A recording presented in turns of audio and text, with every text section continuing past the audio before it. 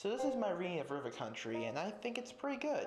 I know some things get a little bit weird near the end with someone being, well, kind of dead like a zombie, which makes me beg the question why said person with a camera went away from said person who's pretty much dying. I mean, what's this person?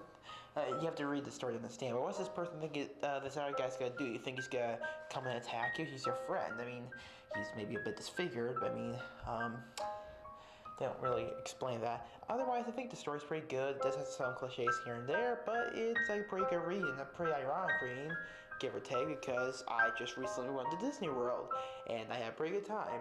Sadly, I never saw anything haunted, and I didn't get a chance to go to see River Country when I was there because I wasn't anywhere near there because we were mainly in the main area of Disney World, so I didn't get a chance to, but and there's always next year if possible.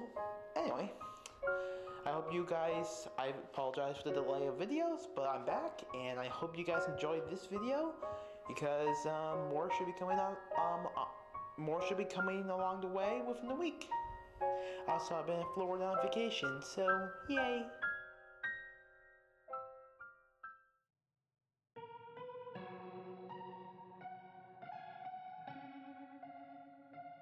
It had been 3 years since my family had last gone on a vacation to Florida, something we did annually before the recession hit. Since we now had enough money, my parents decided, under the popular demand of my sister and I, that we go to Walt Disney World again. We were both teenagers, and our parents kinda saw this as a bit juvenile, but decided it would be fun anyway. I couldn't wait to finally go back, and neither could my sister. Being avid theme park goers as well, we were especially attracted to the creativity and the, well, magic as one would say about the rides there. They never got old and had their share of nostalgia and excitement. However, there was one other reason I wanted to go. You normally associate Disney World with words such as excitement, fun, and happiness. But with these characterizations come counterbalances. After scrolling through OMG Facts one night, I came across a rather interesting story. It was about an abandoned water park in Walt Disney World, apparently named River Country. I was absolutely appalled by this, since I had previously thought of Disney in a more idealistic and perfect way. The water park was directly on the shores of Bay Lake, being that huge stagnant body of water adjacent to the Magic Kingdom. River Country was, and still is, on the same site as the theme park just mentioned, but right next to a resort called Walt Disney's Fort Wilderness Resort. Surrounding the water park on the resort side is a large green wall with signs dying it. This read, "Sorry, River Country is closed."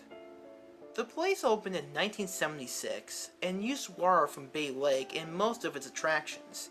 It was very rustic and wilderness-based in its design, and contained artificial rocks that resembled those used on another well-known ride, Big Thunder Mountain Railroad. There was a dam present to keep chunks of dirt and mud from getting into the water too, so guests didn't have to worry about swimming in an artificial bog created by the water from the lake. It was open for 25 years, closing its doors in 2001, and in 2005, a statement released by Disney said that the park would be closed for good. So for about 11 years, River Country has been sitting abandoned. Nature is in its advanced stages of reclaiming the area, but the slides remain, and so do the artificial rocks, and a small pond, which is now a swamp, that was used for swimming. Many urban explorers have infiltrated the area, jumping over the walls to get footage of the abandoned water park. One of the most controversial things about the park nowadays is why it closed, which was what I was destined to find out. I wanted to see some real footage of the area before it closed as well, since from what I heard, it was very joyous and bustling with tourists compared to its ghost town status today.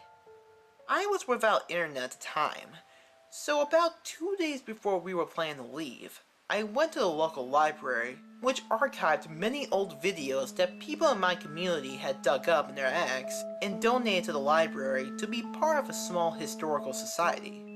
Hoping that I might find some good footage, I asked the librarian if they happened to carry any videos dating back to 2001. She nodded and brought me to a small section containing many old VCR cassettes and a few DVDs here and there. After about half an hour searching, I finally came across a cassette with the words, "The Old Swimming Hole," inscribed on the top of it.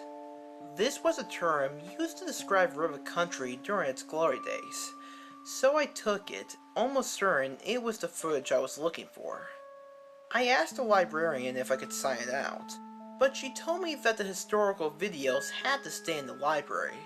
I could, however, watch the video in a small conference room behind the front desk. The librarian led me into a windowless room, and I took a seat in front of the television. She left the room and closed the door so that the audio would not disturb any of the other library patrons. I popped the cassette into the VCR under the TV and turned the lights off so I could see the video better. I was expecting the quality to be low anyway.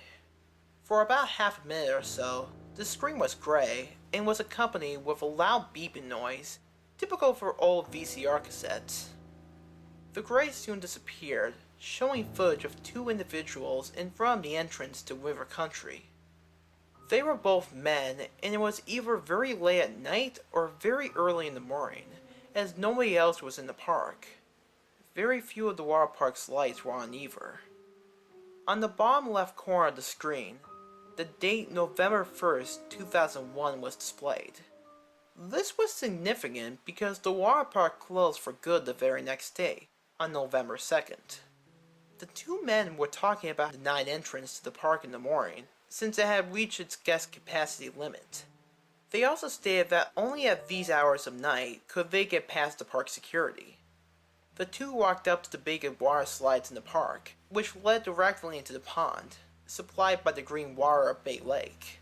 Once they both got to the top of the slide, which was encircled by artificial orange rocks, one man prepared to slide down.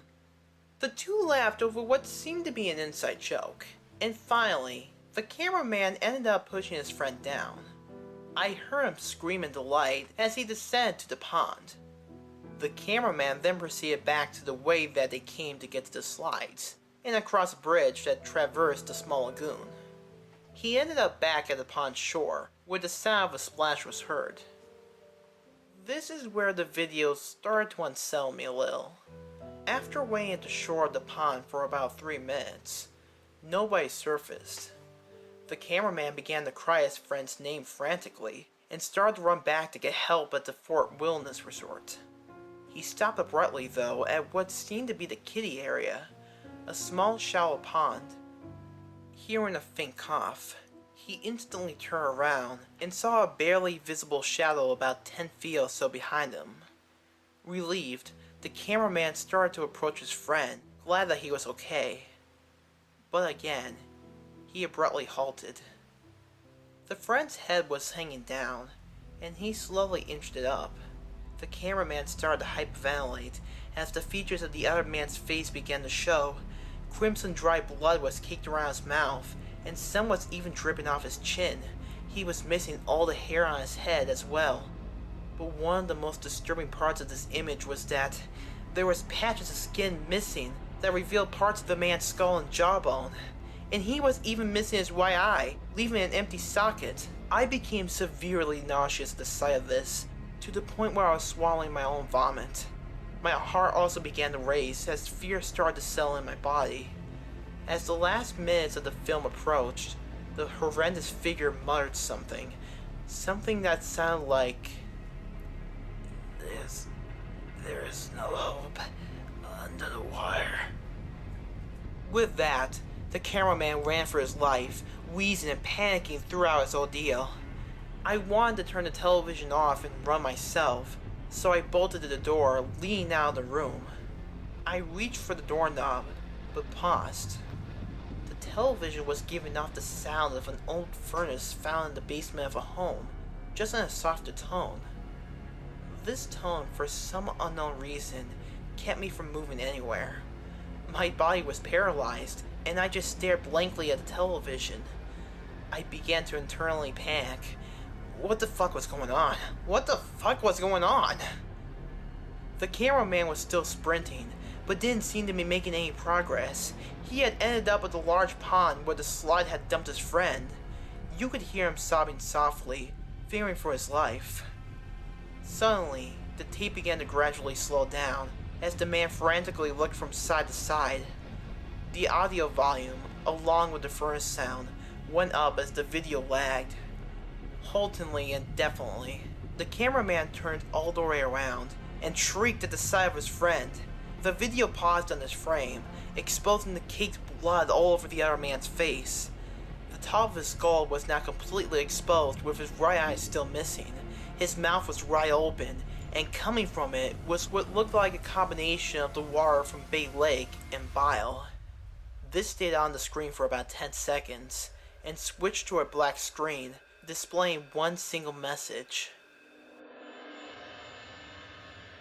Instantly, the power went out, and I was left alone in the darkness of the conference room. I became terrified, as I could not see a thing, and I couldn't see the door either.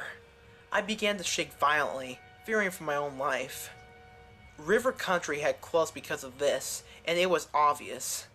Walt Disney World had been keeping a disgusting secret. I rushed to the other side of the room, disoriented.